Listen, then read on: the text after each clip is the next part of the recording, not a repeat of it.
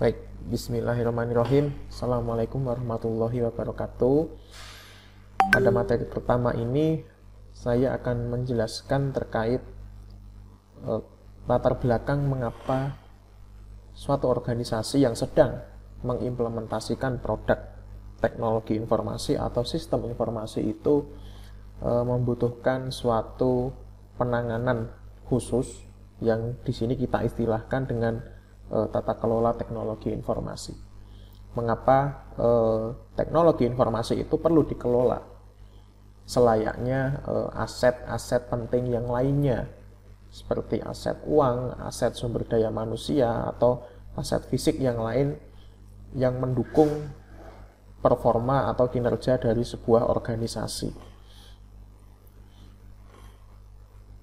Nah, sebelum kita membahas keterkaitan mengapa TI itu disetarakan dengan aset-aset yang lain, ya, di sini kita perlu tahu dulu sebenarnya bagaimana sih perkembangan sudut pandang sebuah organisasi atau pengetahuan, ya, terhadap eksistensi teknologi informasi. Nah, di sini perkembangannya dulu ketika awal teknologi informasi mulai berkembang, mereka hanya dilihat sebagai sebuah alat, ya, sebagai alat support saja. Artinya, kalaupun tidak ada teknologi informasi, ya core bisnis masih tetap berjalan maksimal, ya. Jadi untuk alasan karena mungkin dianggap itu lebih canggih, lebih modern, kemudian perlu memakai teknologi informasi. Tetapi pembuktian untuk apakah itu betul-betul efektif untuk meningkatkan kinerja dari organisasi itu tidak menjadi acuan utama, ya. Atau mungkin karena kulturnya pihak-pihak lain menggunakan TI, maka suatu organisasi ikut-ikutan untuk menggunakan TI.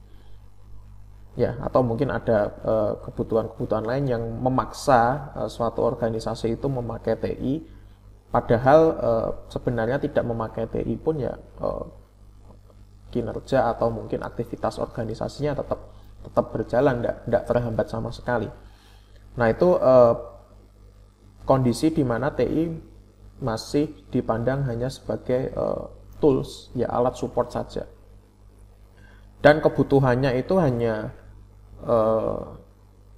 unit per unit, ya, maksudnya, atau bahkan orang per orang. Kalau memang ada orang yang senang pakai itu, ya dipakai saja. Dia tidak ada sangkut pautnya dengan program yang diinisiasi oleh organisasi secara penuh, atau betul-betul direncanakan di awal bahwa nanti kita akan mengembangkan aplikasi yang kemungkinan akan membantu atau mendongkrak kinerja misi dari organisasi tertentu, ya.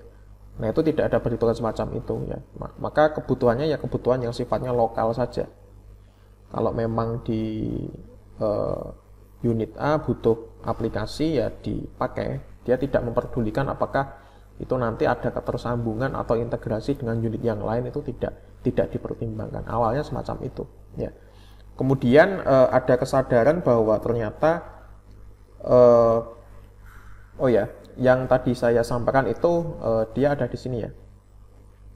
Dia ada di perkembangan awal, ya, bahwa TI itu untuk mengurusi proses atau aktivitas yang sifatnya lokal di unit-unit tertentu saja. Belum ada integrasi antar unit. Kemudian berkembang lagi, kemudian istilahnya adalah firm information technology. Artinya secara internal, ya, di dalam sebuah organisasi itu ada kesadaran perlunya integrasi data atau informasi antar unit. Jadi ini internal dulu, ya. Organisasi kan layernya kan, kalau secara konsep manajemen umum itu kan ada yang layer internal dan ada yang layer eksternal. Nah, internal itu fokusnya adalah TI itu dipergunakan untuk mendongkrak atau meningkatkan kinerja organisasi secara internal saja, ya. Misalnya antar unit ke unit, atau mungkin kalau di lingkup UB ya dari jurusan ke jurusan atau fakultas ke fakultas. Intinya kalau skopnya UB ya. Kalau skopnya fakultas Filkom ya misalnya fakultas ilmu komputer ya dari jurusan ke jurusan atau prodi ke prodi ya. Intinya tidak menghubungkan dengan pihak eksternal ya atau entitas dari eksternal. Nah, kemudian berkembang ya yaitu public infrastructure. Intinya adalah ada kesadaran bahwa TI itu digunakan untuk menghubungkan atau mengintegrasikan kebutuhan internal organisasi dengan entitas eksternal. Nah, ini yang akan mengantar bahwa TI nanti tidak hanya sebagai tools ya, tetapi juga sebagai strategic partner.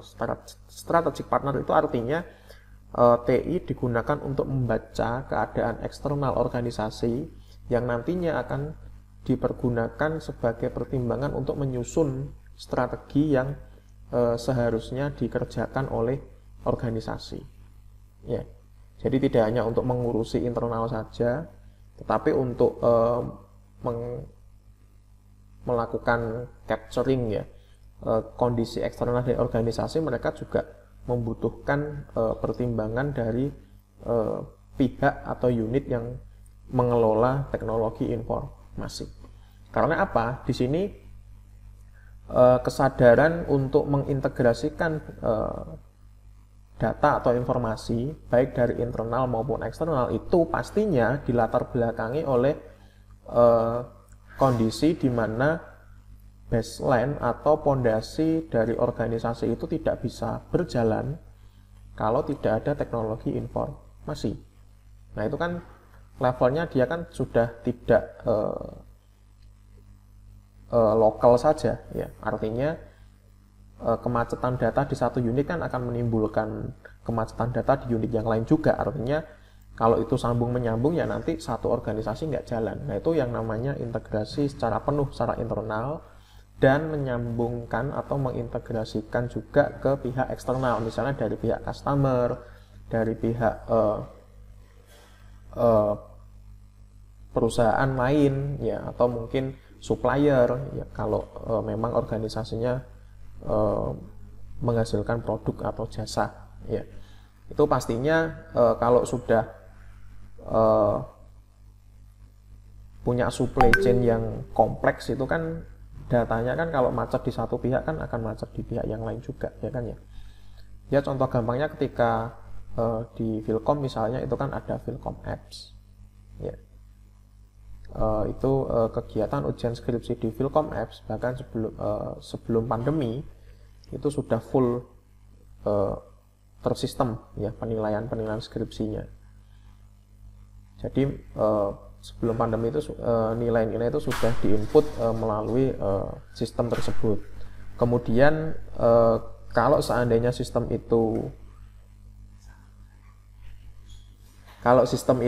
nggak jalan kan yang pihak yang paling kerepotan kan pihak akademik ya untuk mengatur jadwal ujian skripsi, penilaian dan lain-lain. Padahal akademik itu kan salah satu core bisnis dari fakultas atau bahkan dari universitas. Nah, kalau itu terhambat kan macet semua. Ya,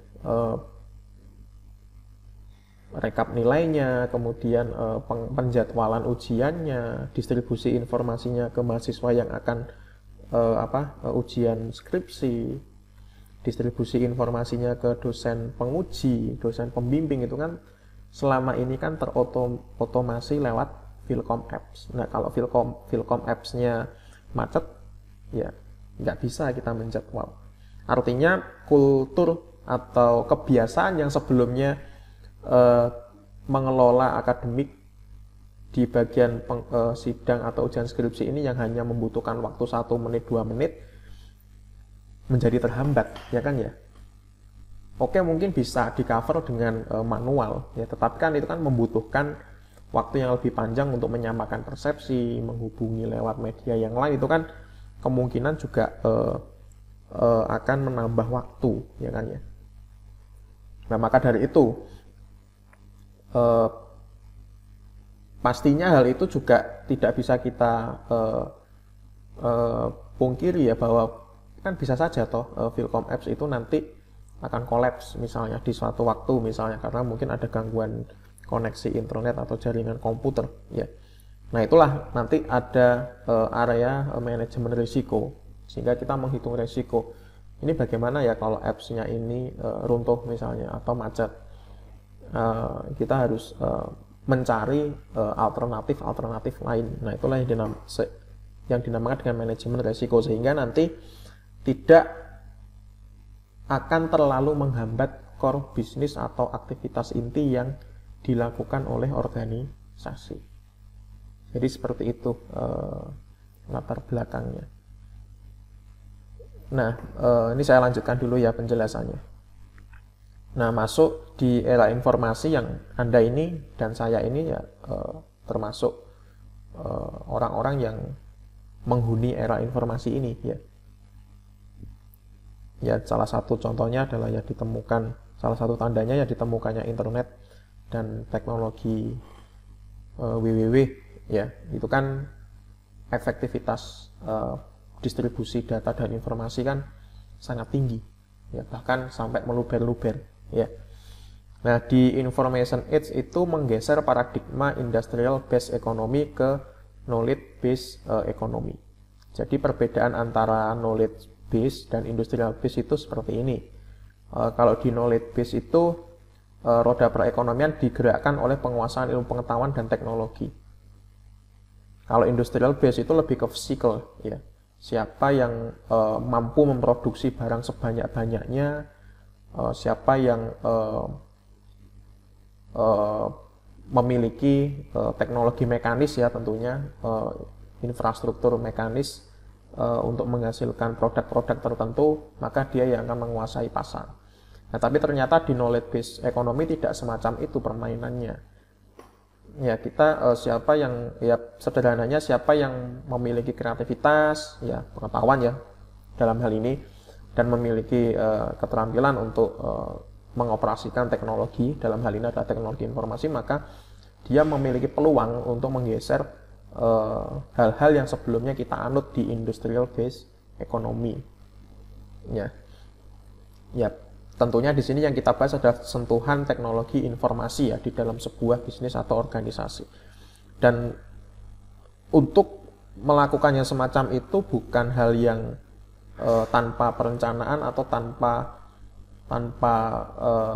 aturan main ya, bahwa tinggal membeli produk teknologi informasi saja kemudian kita pakai sehingga kita nanti bisa menguasai pasar misalnya. Tidak semacam itu. Di belakang itu semua pasti ada pengelolaan yang serius ya terhadap aset teknologi informasi tersebut. Ya tadi ya PPT ya, people, proses dan teknologi itu adalah 3 hal yang harus kita kelola.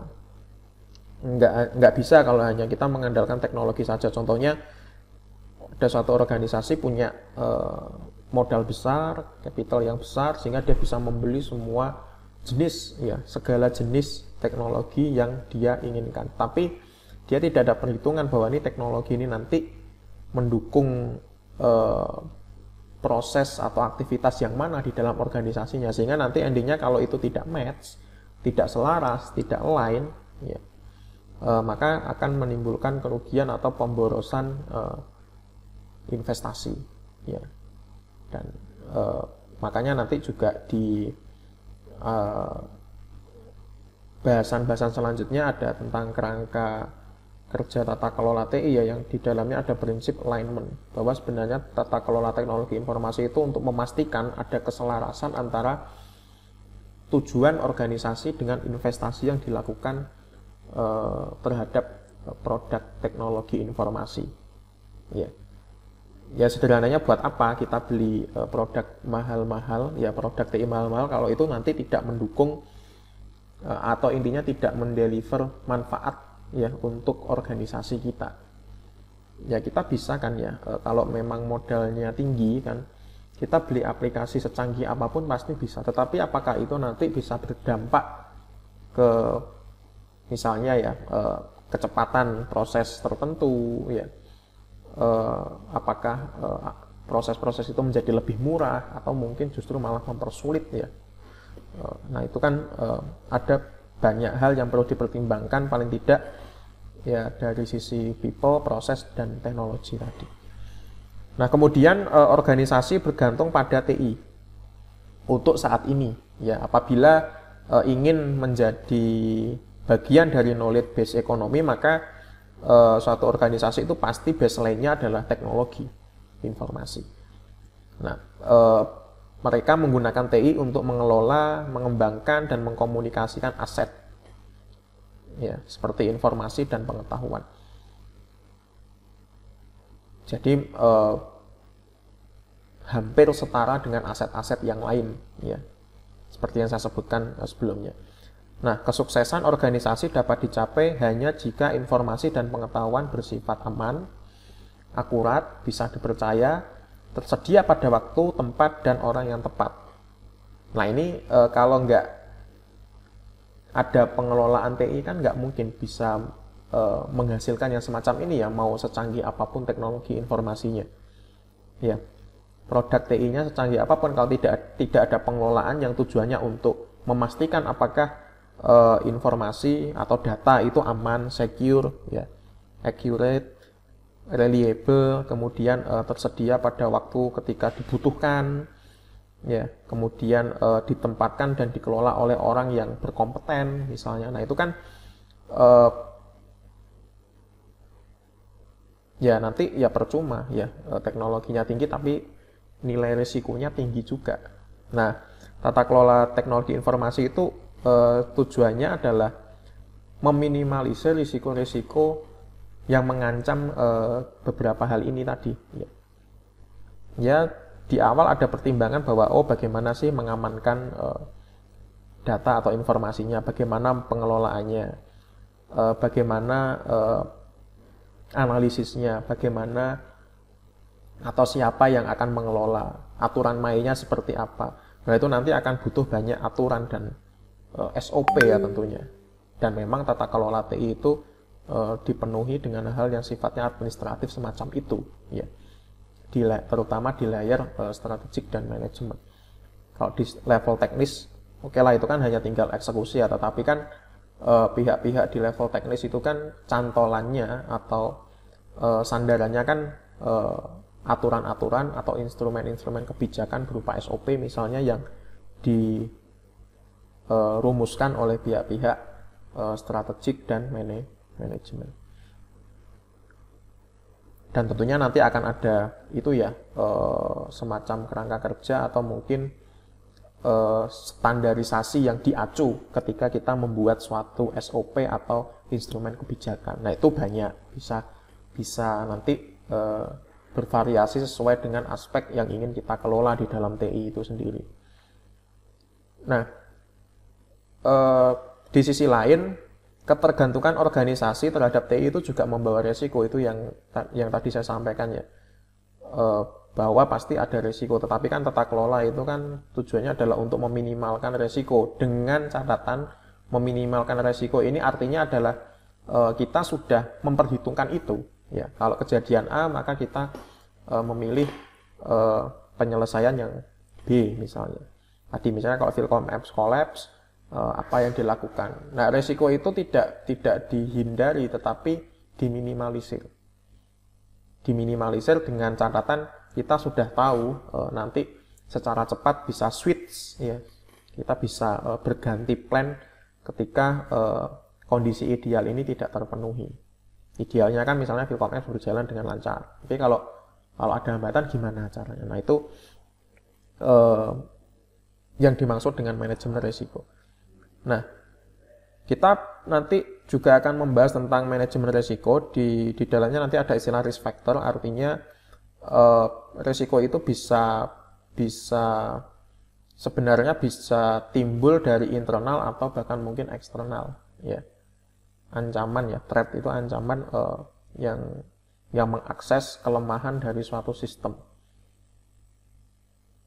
Nah, itu bisa kita istilahkan dengan risk atau risiko. Jadi ada ancaman, ada kelemahan. Jadi kita harus tahu dulu nih kelemahan kita seperti apa. Kan memang di dalam sistem TI, dalam konteks pengelolaan ya utamanya, itu nggak mungkin 100% ideal. Pasti ada kekurangan, pasti ada kelemahan, tetapi sebaiknya kelemahan atau kekurangan itu juga sudah teridentifikasi di awal ya. Nah, itu namanya vulnerability, kelemahan atau celah yang mungkin kita miliki. Dan kita tahu bahwa vulnerability itu nanti pasangannya atau yang bisa mengakses dia itu seperti apa. Maksudnya ancaman yang bisa masuk ke dia itu seperti apa. Sehingga nanti kalau itu terjadi ya kita namakan itu risk. Nah, ketika risk itu muncul, apa penyelesaiannya? Nah, ancaman itu kan banyak ya, bisa penipuan, bisa kelalaian dan lain-lain ya. Nah, itu nanti kita bahas tersendiri di manajemen risiko. Lalu TI ikut berperan dalam membentuk strategi organisasi seperti yang saya sampaikan sebelumnya. Ada istilah strategic partner. Jadi sebuah organisasi ketika ingin merumuskan suatu strategi, dia harus mempertimbangkan kondisi teknologi informasi yang dia miliki saat ini. Dia juga mempertimbangkan informasi-informasi yang bisa didapatkan melalui implementasi teknologi informasi yang selama ini dia pakai. Ya, jadi kondisi existingnya adalah bahwa teknologi informasi itu sudah menjadi bagian yang tidak terpisahkan di dalam kinerja organisasi tersebut, sehingga mau tidak mau ketika dia ingin memutuskan atau membuat suatu kebijakan tertentu ya, maka dia harus mempertimbangkan eksistensi dari teknologi informasi itu sendiri. Misalnya untuk penjadwalan input KRS misalnya, itu kan kita tidak bisa hanya mempertimbangkan dari pihak-pihak akademik saja, tetapi kita juga perlu mempertimbangkan pendapat dari pihak yang mengelola SIAM ya, sistem informasi akademik mahasiswa. Bagaimana kondisinya saat ini ya, kalau dijadwalkan pada hari ini secara bersamaan, apakah nanti sistemnya bisa menampung data secara bersamaan? Nah, itu kan artinya ketika merumuskan suatu kebijakan, kita perlu pandangan dari pihak-pihak yang mengelola teknologi informasi itu sendiri. Kemudian teknologi informasi menjadi faktor keberhasilan organisasi dalam melakukan diferensiasi dan pencapaian keuntungan kompetitif. Ini kalau konteksnya adalah satu organisasi ada rival ya, ada kompetitor dengan organisasi yang lain. Maka karena tadi ya di prinsip knowledge ya, dari prinsip knowledge based economy, maka siapa yang bisa mengelola informasi dengan baik ya dia yang punya probability atau peluang untuk unggul ya. Dia yang paling cepat melakukan diferensiasi, dia paling cepat untuk melakukan modifikasi terhadap produk atau jasanya ya, yang dia berikan selama ini, sehingga dia bisa berbeda dengan barang atau jasa yang diproduksi oleh organisasi lainnya. Ya tentunya bisa berbeda itu maksudnya supaya lebih menarik ya, lebih banyak menyedot konsumen ya, bukan hanya asal beda saja.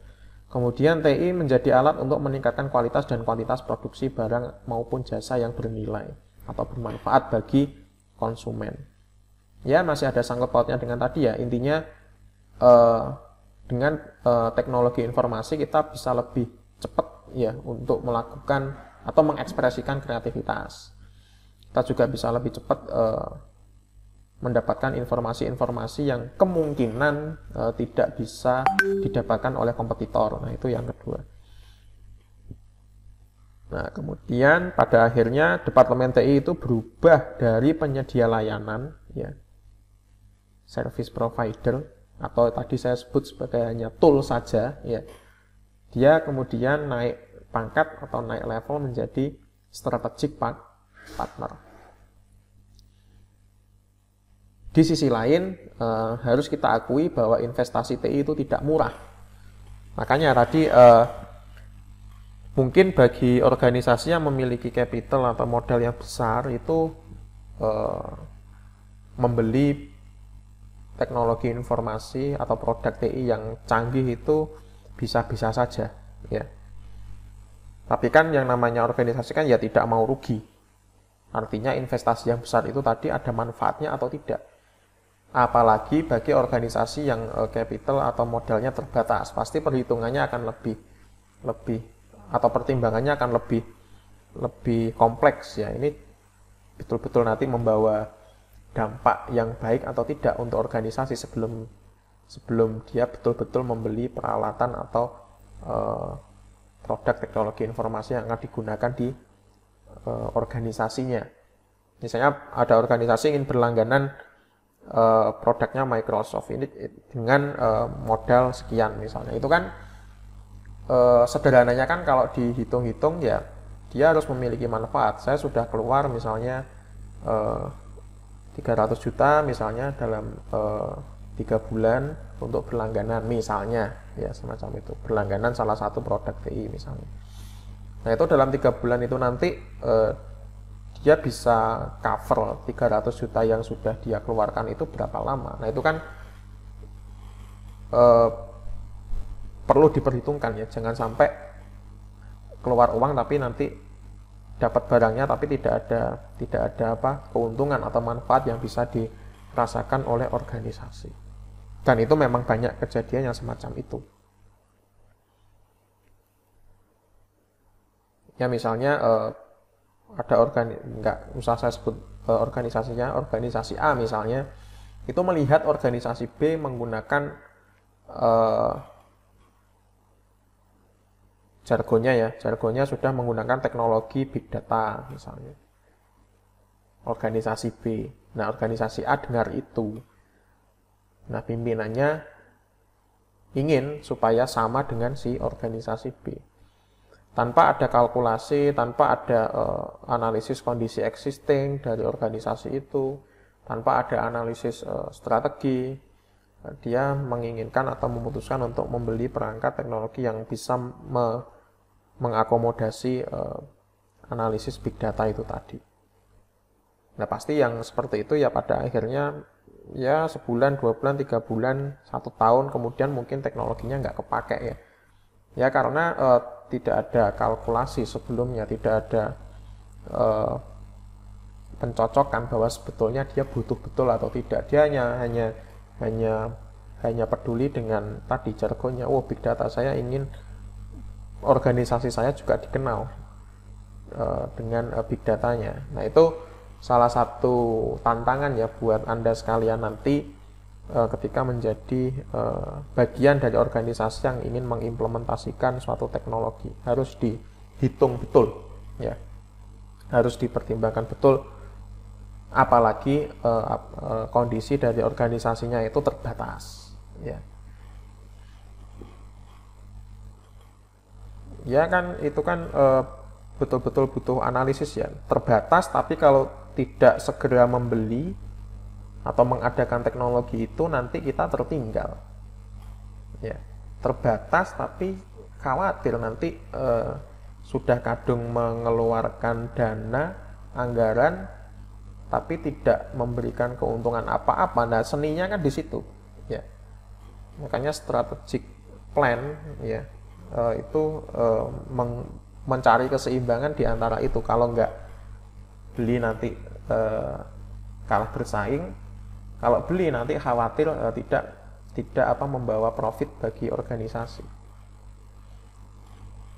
Nah kemudian supaya investasi TI itu tidak percuma, ya tadi ya saya sampaikan itu butuh kalkulasi, dan kalkulasi itu skupnya itu adalah, atau ruang lingkup konsepnya itu adalah terkait tata kelola TI.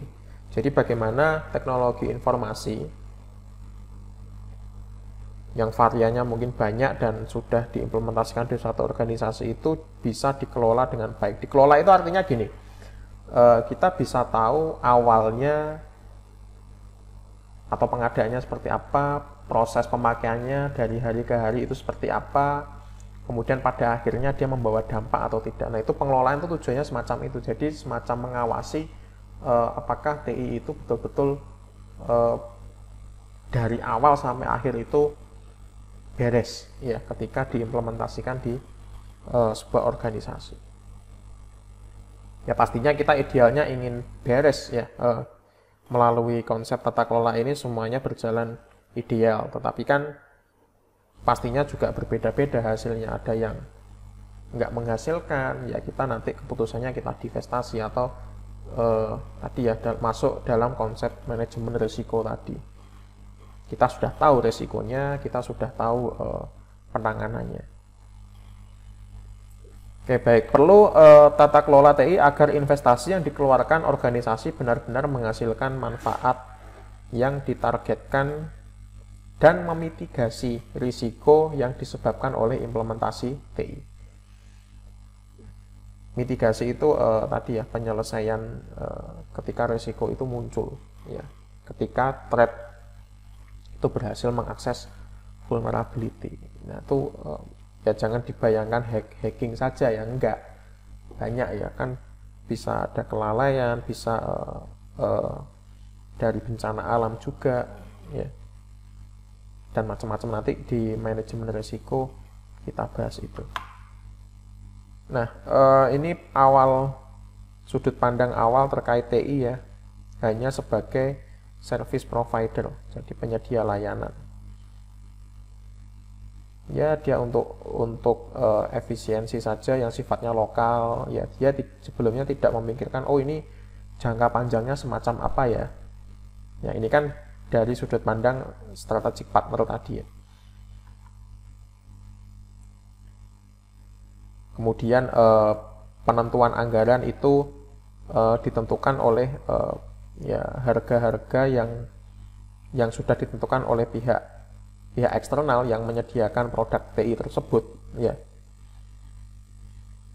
Ya kalau sekarang sebagai strategic partner kan anggaran itu ya tergantung dari strategi bisnisnya semacam apa. Kalau strategi bisnisnya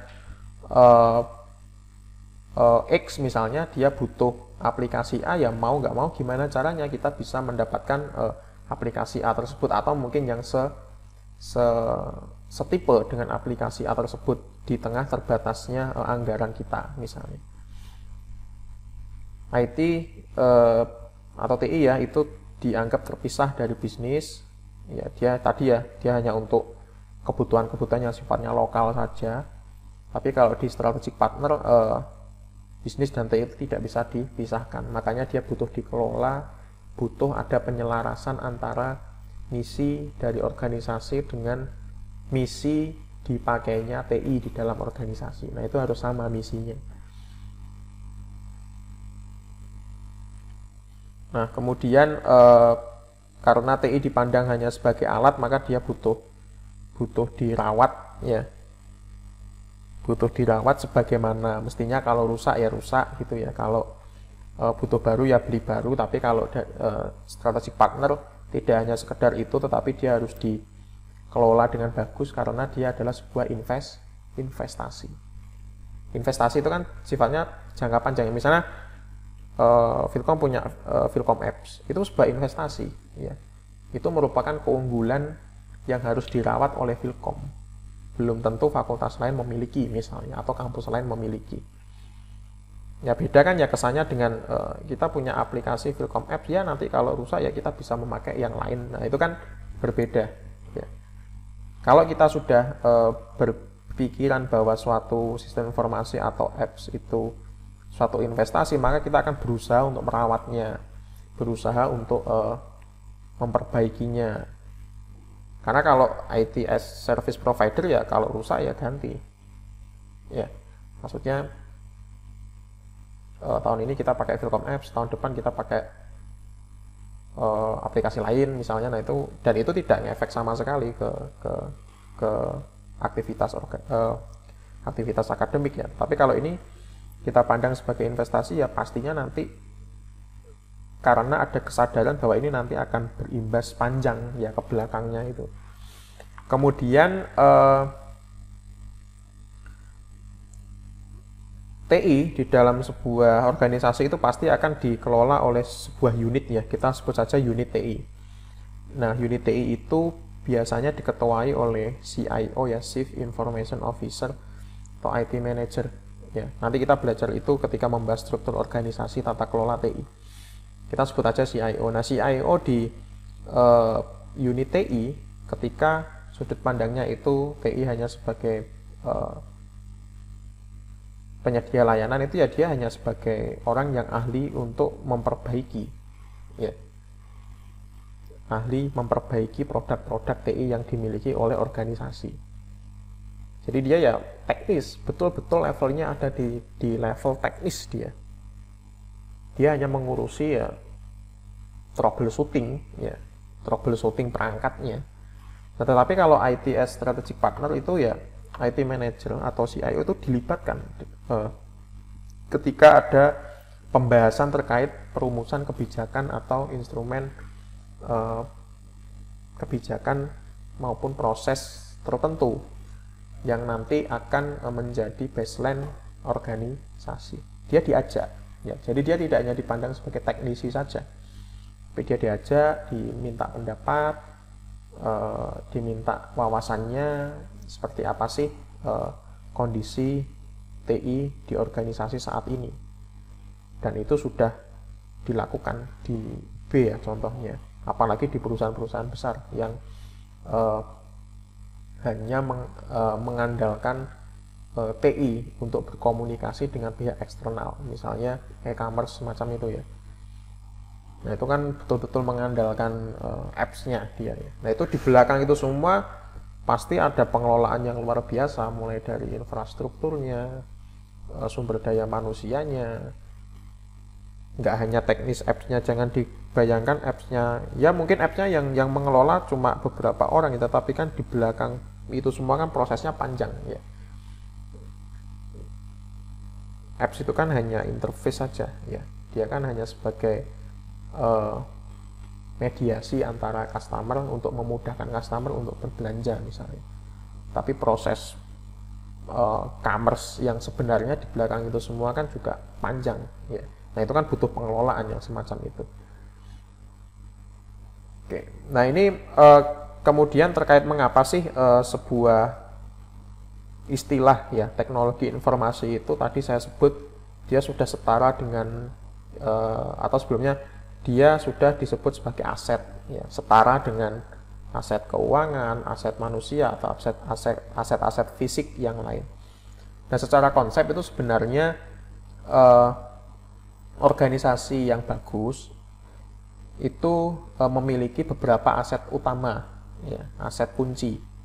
Yang pertama adalah aset manusia ya, di dalamnya ada mengurusi tentang orang, keterampilan, karir, ya, pelatihan, kompetensi dan lain-lain. Kemudian ada aset uang terkait cash flow, ya, terkait profit. Kemudian ada physical asset atau aset fisik ya, bangunan, keamanan, cara perawatannya. Kemudian ada aset kecerdasan, ya, kekayaan intelektual, ya, copyright, layanan, produk apa yang perlu misalnya memiliki hak cipta atau tidak. Nah, itu kan kekayaan intelektual. Kemudian yang keenam, saya lompat dulu ya, ini ada aset relasi atau hubungan, misalnya merek, reputasi. Itu kan aset juga yang perlu dikelola. Nah, yang terakhir ada aset informasi dan TI. Informasi ini lebih ke apa yang diolah ya. TI ini lebih ke pengolahnya ya. Jadi ini satu paket sebetulnya, information and IT asset. Ya, misalnya data digital, informasi, pengetahuan, ya, data customer, pengetahuan terkait customer, terkait keuangan, ya. Finance di sini bukan berarti information and IT asset itu mengelola keuangan, tidak. Dia mengelola informasi atau pengetahuan terkait keuangan. Nah, itu aset-aset kunci atau utama ini, ciri-cirinya adalah biasanya ada unit tersendiri yang mengelolanya. Misalnya human asset ya, yang biasanya yang mengelola ya unit sumber daya manusia, unit SDM atau HRD. Kemudian financial asset, ada unit keuangan atau departemen keuangan. Ada unit-unitnya sendiri biasanya. Atau misalnya ada unit produksi ya. Nah, karena information and IT asset ini sudah menjadi aset, maka dia butuh unit tersendiri untuk mengelolanya. Makanya namanya biasanya ya unit TI gitu saja. Dan itu bervariasi ya. Itu untuk menggampangkan konsep saja di sini kita sebut unit TI. Kalau di Filkom namanya PSIK, kalau di level UB namanya unit TIK. Ya, mungkin berbeda lagi di organisasi yang lain penamaannya, tetapi ya pada intinya itu adalah unit TI. Yang job desk-nya ya terkait pengelolaan TI dan informasi yang diketuai oleh Chief Information Officer atau CIO. Ya seperti ini ya. Jadi dia posisinya sudah setara dengan aset-aset kunci yang lain. Ya, dia barang berharga dalam tanda kutip ya. Dia barang berharga. Makanya kalau ada kebocoran data, kehilangan data, atau mungkin ganti orang datanya ikut hilang ya kan, ya biasanya kayak gitu ya. Ada posisi A misalnya manajer A, karena dia sudah pensiun ganti manajer B. Nah ternyata proses pengelolaan data, proses penyimpanan data apa saja yang dimiliki itu semuanya hanya diketahui oleh manajer A tanpa ada transfer knowledge ke manajer yang baru. Nah itu ya juga risiko yang harus diperhitungkan juga ya. Ya berarti aset, ya berarti ada hal yang berharga yang hilang di situ. Ya sangat berbahaya sekali. Makanya perlu dikelola tadi. Ya. Mau ganti orang berkali-kali ya karena sudah menjelma menjadi instrumen kebijakan, SOP atau mungkin panduan teknis yang lain ya nggak ada masalah. Ya. People itu hanya mengeksekusi prosedur atau kebijakan yang sudah ditentukan. Oke. Lalu apa sih sebenarnya definisi tata kelola teknologi informasi dengan latar belakang yang kayak tadi ya? Sebenarnya definisinya itu bermacam-macam. Yang intinya kata kuncinya adalah tadi ya sudah saya sampaikan juga sepertinya. Itu untuk memastikan bahwa investasi TI yang dilakukan oleh organisasi itu tidak membawa kerugian, ya ada manfaat ya atau ada value ya istilahnya kalau di SI. Ya coba kita simak ya definisi dari beberapa referensi. Yang pertama dari ITGI ya, tanggung jawab eksekutif tata kelola TI adalah tanggung jawab eksekutif dari Dewan Direksi. Berisi tentang kepemimpinan, struktur organisasi, dan proses yang didukung oleh TI organisasi. Artinya gini, Dewan Direksi atau Board Director itu kan pihak yang paling puncak ya di dalam organisasi. Dia memberikan wewenang kepada pihak eksekutif ya. Group of C itu ada CEO, CIO, CTO, dan lain-lain para manajer itu ya. Dia diserahi terkait bagaimana sih kepengelolaan proses yang ada di dalam organisasi. Dalam hal ini proses yang dimaksud adalah proses-proses yang didukung oleh TI. Artinya mereka diminta untuk memastikan bahwa proses-proses yang berjalan itu sudah sesuai dengan yang diinginkan. Proses TI itu ya proses yang tidak berjalan kalau tanpa TI, itu namanya proses TI. Proses atau aktivitas yang tidak akan berjalan tanpa ada dukungan TI. Nah, pihak eksekutif itu diberi kepercayaan itu untuk memastikan itu semua. Nah, karena dia levelnya ada di middle level, ya, maka mau tidak mau kan dia harus membawa yang namanya instrumen kebijakan yang sudah ditentukan sebelumnya oleh top level, ya kan ya. Untuk memaksa ke bawah ke low level manajerialnya, pekerja teknisnya, sehingga memang betul-betul proses TI itu dipatuhi ya, instrumen kebijakannya itu dipatuhi ya, atau dilaksanakan oleh pihak yang ada sangkut pautnya dengan proses TI tersebut. Kemudian dari Weil and Rose itu pendefinisian kerangka kerja, kebijakan, dan tanggung jawab untuk mendukung perilaku penggunaan TI yang diinginkan. Jadi di sini kata kuncinya sama ya. Intinya bagaimana sih penggunaan TI itu sesuai dengan apa yang diharapkan oleh instrumen kebijakan yang dirumuskan sebelumnya. Kemudian yang ketiga ada dari Grenbergen dan HS, yaitu kemampuan organisasional yang dipraktikkan oleh manajemen eksekutif dan manajemen TI untuk mengontrol formulasi dan implementasi strategi TI dan memastikan keselarasan antara TI dan bisnis. Jadi di sini lebih ke memastikan bahwa apa yang diinvestasikan dalam TI itu betul-betul selaras atau mendukung aktivitas atau strategi bisnis yang dimiliki oleh organisasi.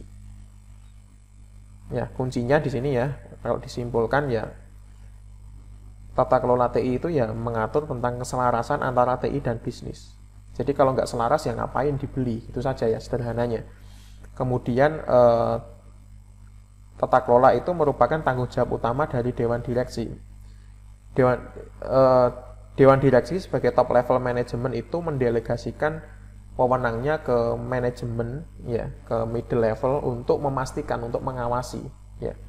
Jadi yang memiliki kepentingan itu sebenarnya adalah Dewan Direksi ini dari top level manajemen. Dia kan tidak ingin ya investasi yang dilakukan itu loss ya. Maka dia secara ya bukan secara teknis ya, secara kepengawasan harian itu didelegasikan ke pihak manajemen. Ya. Kemudian manajemen TI adalah bagian dari tata kelola TI. Nah, kalau kita sudah masuk ke manajemen TI ini berarti sudah aktivitas yang sifatnya harian ya. Tapi kalau tata kelola TI itu lebih ke yang sifatnya administratif ya, jangka panjang. Misalnya ya tadi ya, perumusan instrumen kebijakan, perumusan SOP, perumusan standarisasi, perumusan prosedur, perumusan guideline misalnya. Nah itu intinya adalah pembuatan instrumen-instrumen kebijakan. Itu nanti disalurkan ke level yang bawahnya pihak manajemen supaya diimplementasikan dan diawasi dari hari ke hari. Jadi day to day ya, day to day activity. Kalau istilahnya day to day activity itu ya berarti manajemen ya. Pihak manajemen, pihak top level itu kan tidak ingin mengetahui detail ya. Artinya memang mereka menunjuk manajer ya fungsinya untuk difungsikan secara harian ya, manajemen. Nah, tata kelola TI harus dikondisikan ke dalam 3 lapisan organisasi. Mungkin ini sudah kita pahami ya, sebagai orang yang berkecimpung di keilmuan sistem informasi ya, kita selalu memandang organisasi itu ada tiga layer ya. Ada Dewan Direksi, ada pihak manajemen, ada pihak operasional ya. Ini group of C ya. Ya, yang awal-awalnya ada huruf C-nya itu ya CEO, CIO, CTO. Nanti kita bahas di materi struktur organisasi ya. Jadi di sini mereka ini levelnya level manajemen ya, CEO, CIO itu level manajemen. Masih ada lagi di atasnya mereka ya, yaitu adalah Dewan Direksi, yaitu mereka yang memegang modal biasanya, yang invest secara capital ke suatu organisasi. Itu kalau organisasinya profit ya, yang menghasilkan barang atau jasa. Tapi kalau yang sifatnya pelayanan atau non profit ya, itu biasanya ya sesuai strukturnya saja, biasanya ya dari pimpinan tertinggi ya. Pimpinan tertinggi yang membuat suatu kebijakan itu yang berposisi di strategic levelnya, mereka yang memikirkan secara jangka panjang itu nanti mau dibawa kemana sih organisasinya, dan mereka yang memutuskan apa-apa saja yang perlu dilakukan. Nah, pihak manajemen itu pihak eksekutor, ya, yang memiliki bawahan lagi yang namanya operational level. Mandor lah intinya, ya. Kalau Anda lihat ketika di pekerjaan konstruksi bangunan kan yang namanya mandor itu kan juga turun ke lapangan harian, ya kan ya. Tapi kan dia tidak menghandle perkakas secara langsung, ya kan ya. Dia kan hanya mengawasi. Ya, dia hadir tiap hari. Selama jam kerja dia hadir, tapi kan dia bertugasnya mengawasi, menegur kalau ada yang kurang, kemudian mengarahkan kalau memang di operational level itu ada kekeliruan. Misalnya ada tukang yang kurang bagus kerjanya, ya yang menegur ya bukan yang punya program membangun rumah, ya, karena dia kan sudah mendelegasikannya ke mandor, ya mandor lah yang menegur mereka, yang membagi gaji juga mandor. Tapi kan uangnya dari yang punya proyek, ya, yang punya hajat untuk membangun rumah tadi, ya. Semacam itulah analoginya. Oke, mungkin semacam itu ya yang bisa saya sampaikan untuk materi ini. Mohon maaf kalau ada salah kata. Wassalamualaikum warahmatullahi wabarakatuh.